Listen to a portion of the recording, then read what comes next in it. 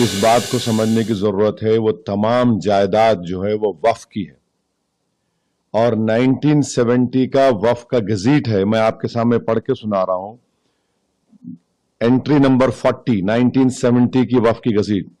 ख्वाजा फैज इलाही mask alias मस्जिद गोसियान graveyard over 100 years. 1970 में gazette government issue करती है सरकार, उसमें इसका जिक्र है। दूसरी बात यह है कि यह बात बिल्कुल सही है कि 12 नवंबर को दिल्ली हाई कोर्ट के डिवीजन बेंच ने एक जजमेंट दिया।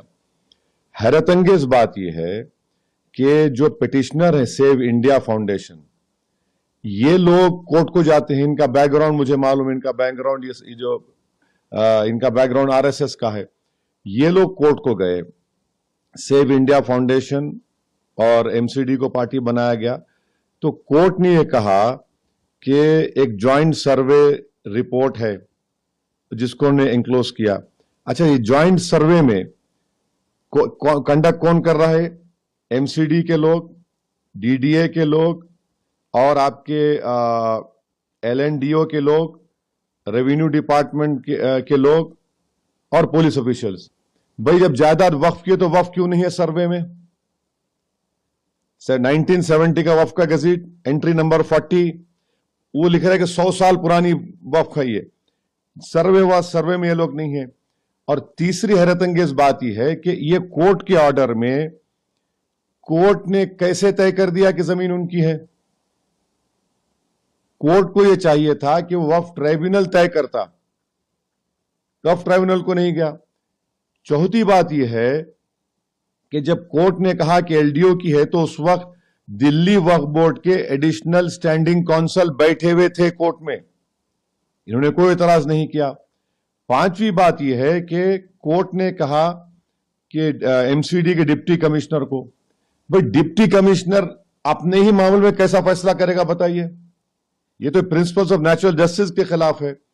तो इसीलिए दिल्ली वक्फ बोर्ड को चाहिए था कि इसमें पार्टी बनते, ये जो ऑर्डर आया, और उसको बताते कि भाई ये 1970 की गजीट हमारे पास है, ये वक्फ की प्रॉपर्टी है। तो ये नहीं किया गया। फिर जब ये ऑर्डर आ गया तो दिल्ली वक्फ बोर्ड को और वहां की कमेटी को इसके खिलाफ रिव्यू डालना था। हाई कोर्ट ने जरूर कहा कि 3 महीने के अंदर, माने फरवरी तक टाइम था, ना दिल्ली वक्फ बोर्ड रिव्यू डाला, ना वो कमेटी के लोग रिव्यू डाले। और नतीजा क्या निकलता है कि वहां पर वक्फ की जायदाद को, क्योंकि कोर्ट को आप जाकर पार्टी नहीं बने और कोर्ट ने एक गलत फैसला लिया प्रॉपर्टी का, वो तो वक्फ ट्राइब्यूनल डिसाइड करना है कि कौन उसका मालिक है या नहीं। तो इसीलिए, और एक चीज, ये जो वक्फ है, ये वक्फ दिल्ली वक्फ बोर्ड को हर साल वक्फ चार्जेस दे रहा है 20%। दिल्ली वक्फ बोर्ड लिखता है 70%। तो ये केस चल रहा है अभी हाई कोर्ट में। तो इससे साफ तौर से मालूम हो रहा कि ये जो एलडीओ है, ये LDO ministry of urban affairs के तहत है। तो मरकजी हुकूमत और दिल्ली की मिलकर, और उस वक्त का जो एडमिनिस्ट्रेटर वक्फ बोर्ड का था और एमसीडी का हेड था, एक ही आदमी था। ये इसलिए कि मैं वक्फ का मेंबर था, मेरे को मालूम इसमें, और वकीलों से बात किया मैं। तो ये सरासर गलत है।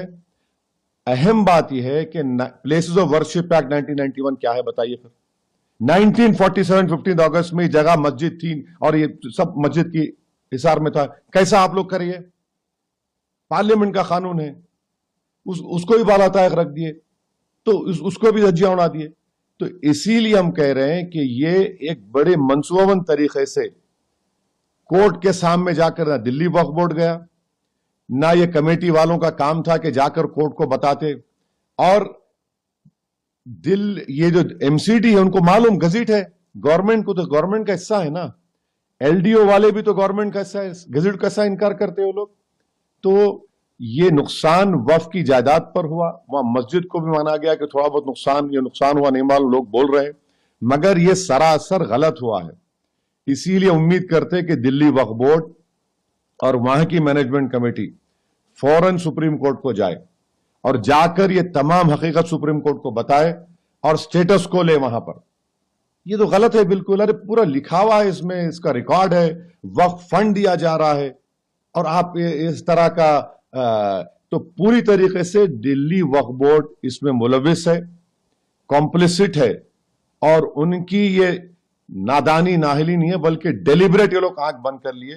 اور پھر یہ جو جو پٹیشنر ہے تو سب کو معلوم یہ لوگ ہر جگہ جا کے اس طرح کی چیزوں کو اٹھا رہے.